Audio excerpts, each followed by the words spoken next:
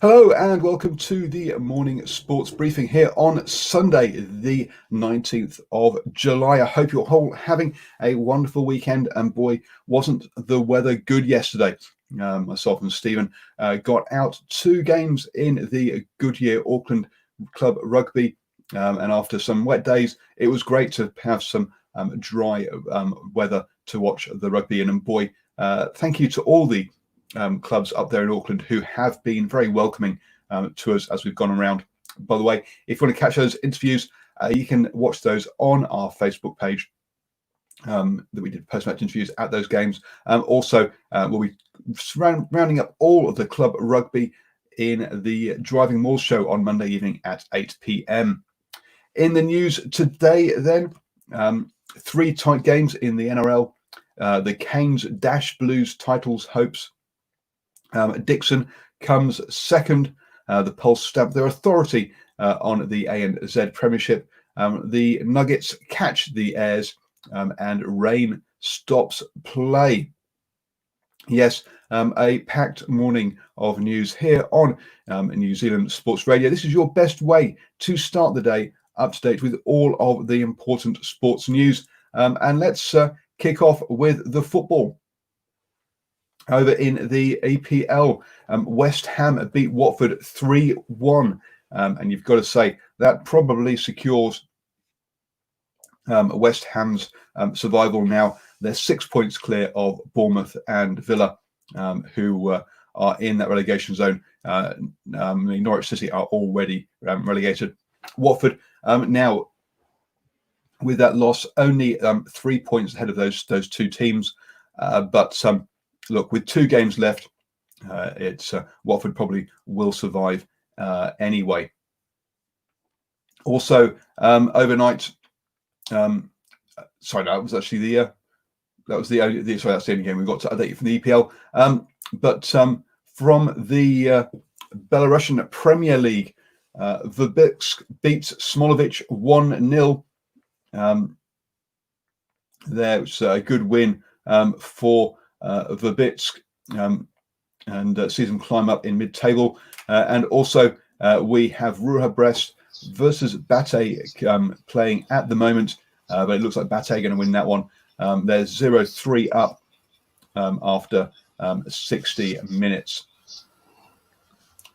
In the A-League over in Australia, the Perth Glory beats the Central Mariners 1-0 in that one, putting the Perth Glory into the or cementing their place or securing their place in the sort of playoff, in the final series playoffs. There, the Central Coast Mariners still sit bottom of the league, and yes, it's been a while since they've had a win, and they're at the bottom there. So it looks like they're going to struggle to climb out of that bottom spot. Over in England, for the England versus the West Indies, and the third day three of the second test over there was wiped out due to rain.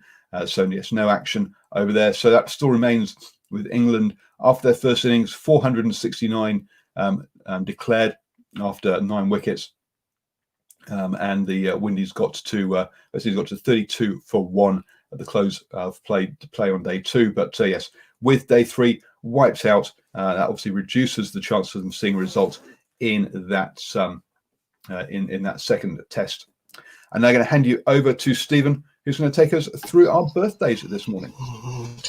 Yeah, thank you, Paul, and good morning to everybody tuning into New Zealand Sports Radio. In birthdays this morning are Commonwealth Games bronze medalist on 3 occasions, a former head of the International Rugby Referees Board, and finally a former boxer who won bronze at the 2002 Commonwealth Games, and that's where we start.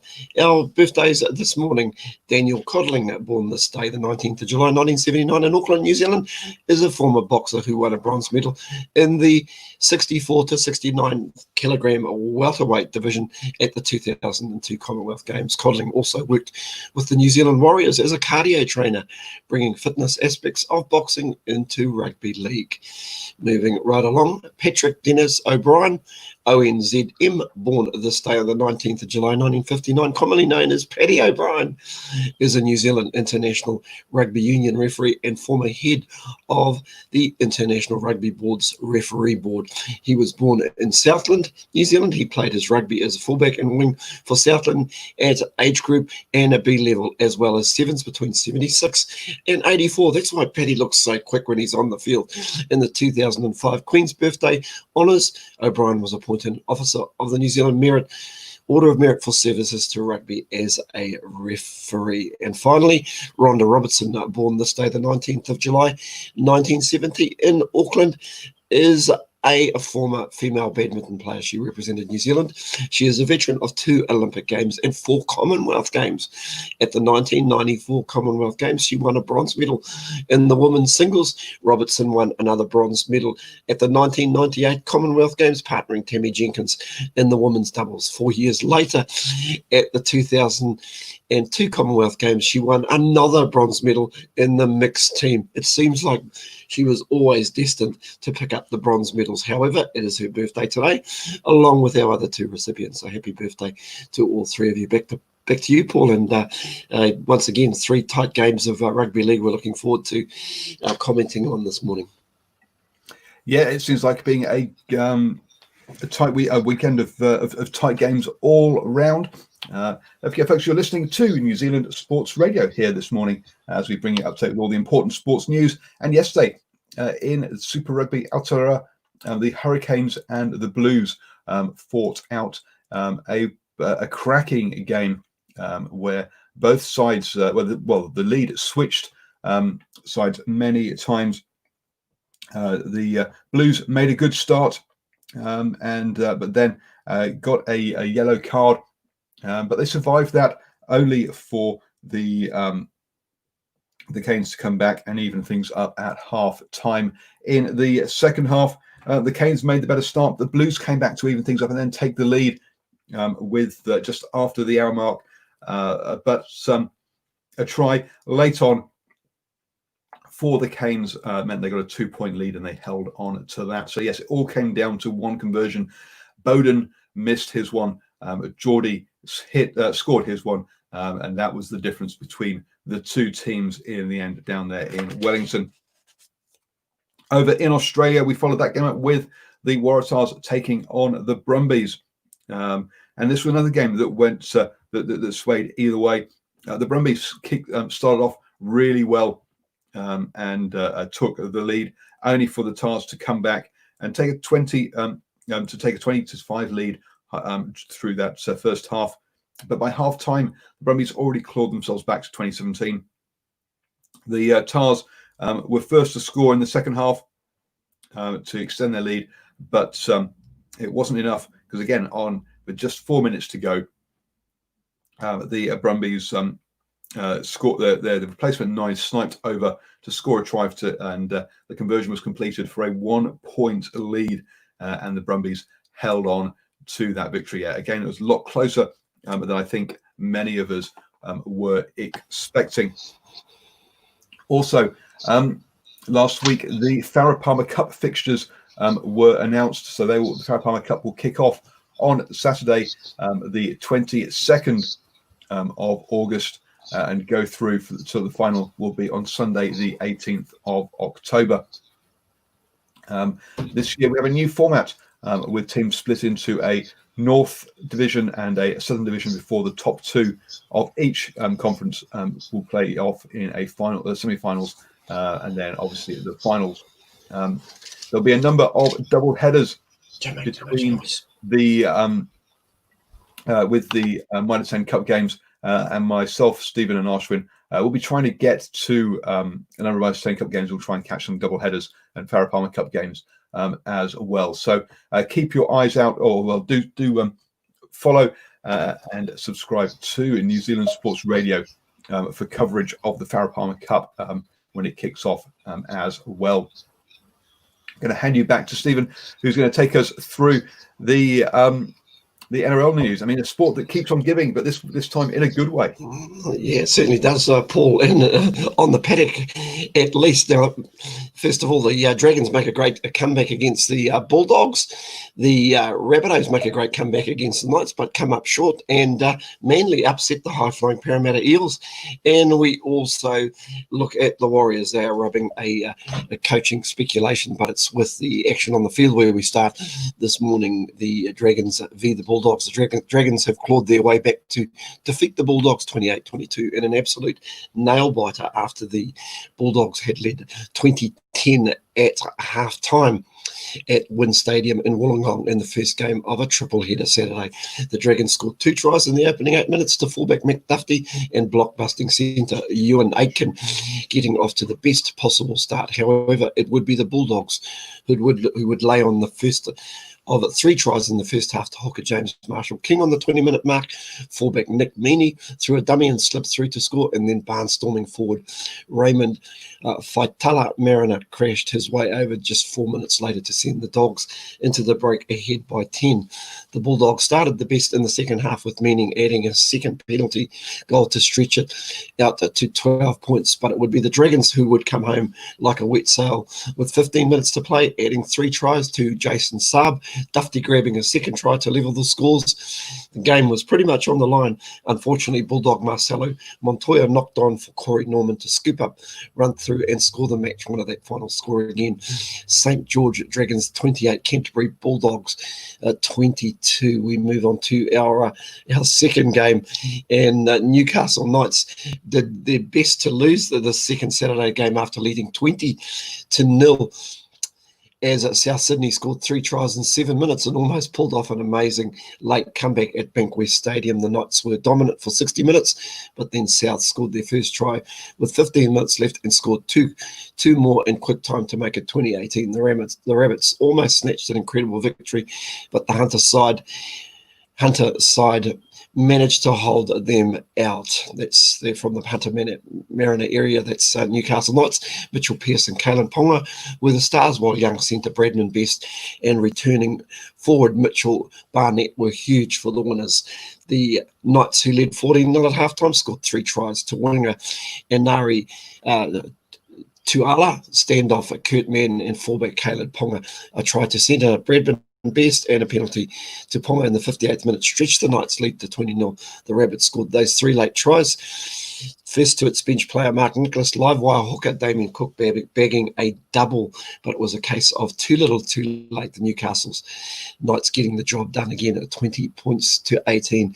And in our final game, Saturday game that is, the Manly Seagulls have beaten the Parramatta Eels in a thriller at Lottoland. Martin Topo got the Eagles off to a dream start with a try in the 3rd minute. After an early error from the Eels, Danny Levi was denied a try moment later, but Daly Cherry Evans made it 12-0 when he strolled over after slicing through a gap in the 15th minute. Levi wouldn't be denied a second time. He dived over from close range to push the lead up to 16-0.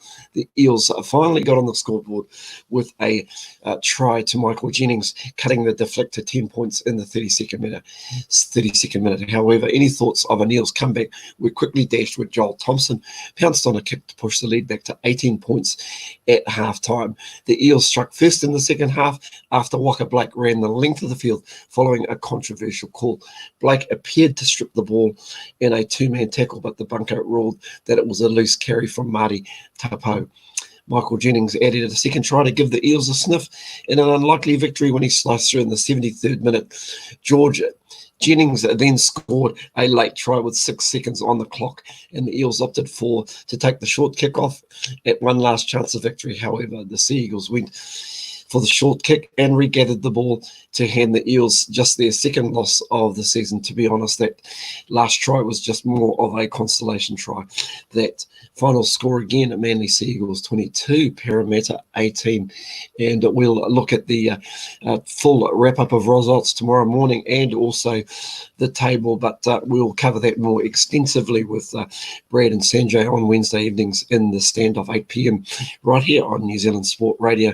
Now, final story of the morning, the New Zealand Warriors have rubbished reports that they've made a bold choice in signing new coach's head I'll start that again. New Zealand Warriors have rubbish reports that they've made a bold choice in signing new head coaches to replace Stephen Kearney. ABC's chief league caller Andrew Moore reported yesterday night that the Warriors had signed the brothers Ben and Shane Walker as their head coaches on a one-year deal for the 2021 NRL season. However, Warriors CEO Cameron George emphatically denied the report when contacted by the Herald. We're not even halfway through our process, so it's not correct. We're not even in the near finishing line processes, let alone considering applicants. The Courier Mail also reported that Shane Walker said he had heard nothing about the Warriors' job. Now, just a bit of an insight on the Warriors. The Walker brothers, beg your pardon, the Walker brothers have developed a philosophy of their own and are openly skeptical about how the game is coached. Their on-field tactics include short kickoffs and trying to create tries with more movement on any tackle. Sounds like another code, but they play with a couple of extra guys. Coaching at the Ipswich Jets, there were no runs longer than 100 metres in pre-season training to keep the players fresh. They even draw methods from horse racing. Players do a short sprint 3 hours before kickoff. These ideas are backed up by input by sports scientist Tim Gabbett. Now, we'll have to Google Tim Gabbett to see exactly what sort of sports science philosophy this fella has got. But that's all our league news today. Paul, I hope everybody has a great Sunday. And we are in the middle of the weekend. I'll be back tomorrow morning with more league news, no doubt. Oh, just before I go, almost forgotten, there are 2 games this evening. How could I forget this? Warriors supporters, they take on the Cronulla Sharks at Central Coast Stadium. That kickoff is at, it looks like it's an afternoon game, so a 4 p.m. kickoff. Wow, we get to watch a game in daylight, and then the final game of round 10 is at 6:05 p.m. and that's the Panthers taking on the Cowboys at Panthers Stadium. So a home game for the Panthers, and we'll wrap it up this time in league news. I'll throw it back to you, Paul. Well, not even considering candidates yet. Wow. And they've not even thought about making a shortlist. Geez, the Warriors are a long way off then if they've not even made a shortlist yet. I'm not sure he's being entirely transparent with the whole process there, personally. I agree. I totally agree. He's throwing in a few big sidesteps, isn't he, Cameron George? Well, a few big dummies, I think, rather than necessarily sidesteps there. Moving on then to the netball. And the Pulse really did stamp their authority on the ANZ last night by beating the second place Mystics 44-38. They shot out to a big lead early on. In the first quarter, it was 13-5, and the second quarter went 14-8. So yes, a big lead there, 27 to 13 at halftime, and the Mystics were never going to be able to come back from that, even though they did win the second half when I think the Pulse rotated their players. That means now the Pulse are 7 from 7 and top of the league on 28 points. The Mystics still sit in second with 5 wins at 21 points, and then quite a gap to the Northern Stars, who are third there with 3 wins on and a draw on 17 points. Good to see that with those 2 draws, that draws have been added to the ANZ table now. Clearly, they've decided that these things might actually happen. And yes, Monday nights are when we've had draws so far. So maybe again this Monday. On to the Sal's NBL. We had 2 games last night. The Nelson Giants beat the Canterbury Rams 80 to 64. Canterbury Rams having a real tough time of it recently. They had a couple of close losses, but clearly it blew out last night off the back of really just some poor shooting close to the basket. Only managing a 37% success rate with their 2-pointers compared to 47 by the Nelson Giants, who were led by Brooks with 26 points. In the second game last night, the Otago Nuggets beat the Franklin Bulls 89 to 83. And you got to say the Nuggets showed us how you're supposed to play. 62% with their free throws. With their 2-pointed shots, which shows you that they were nearly twice as good as the Rams in the previous game.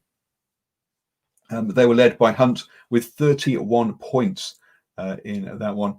He was ably assisted by a couple of players, but Kenny with the wonderful mullet, especially on defense, who made up who nabbed 12 rebounds for the Franklin Bulls.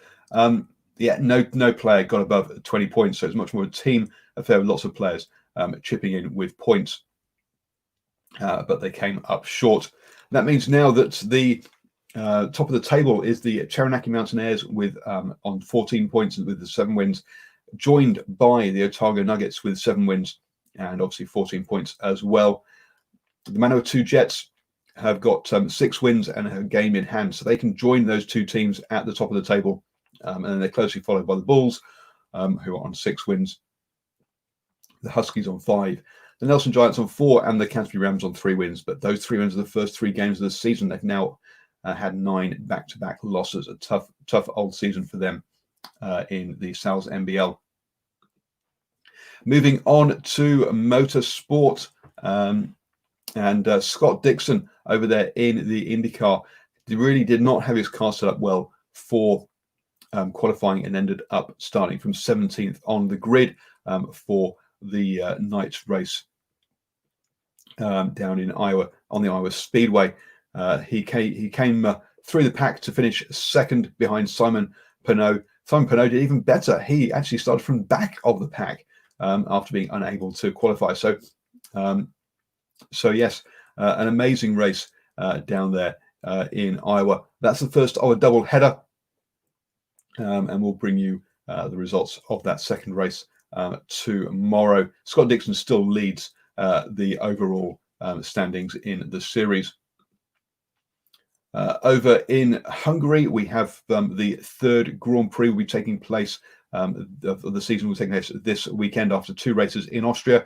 And Lewis Hamilton is on pole there with his teammate Valtteri Bottas in 2nd, both from the Mercedes team. Lance Stroll with Racing Point is in 3rd. So Lewis Hamilton's 90th